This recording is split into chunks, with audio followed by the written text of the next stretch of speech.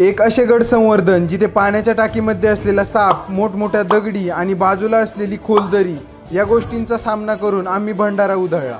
तर नमस्कार मित्रांनो, मी तेजस आणि या 20 गड संवर्धन सिरीजच्या 17व्या भागामध्ये आज मी आलोय 209 किलोमीटरचा प्रवास करून किल्ले तळगडावर, जिथे शेवटच्या टप्प्यामध्ये असलेले या पाण्याच्या टाकीचे काम जे आज मी दुर्गरत्न प्रतिष्ठान या संस्थेबरोबर पूर्ण करणार होतो।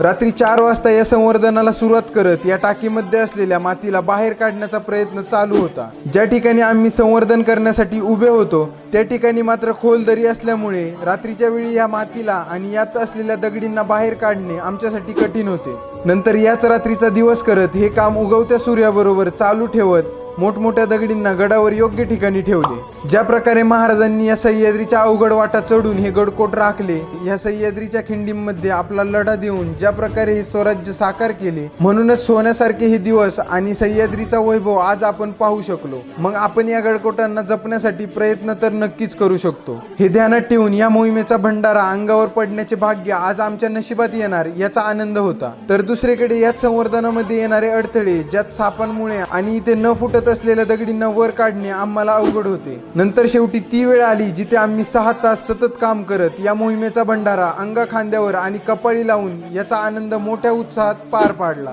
या गडावर असलेले महादेवाचे मंदिर, टकमक टोक, हनुमानाचे शिल्प, मोठमोठ्या तोफा असलेला हा गड जो मुख्यतः समुद्र किनारपट्टीवर नजर ठेवण्यासाठी उभा केला होता, ज्याचे आज आम्ही संवर्धन करून मी माझ्या पुढच्या प्रवासासाठी निघालो।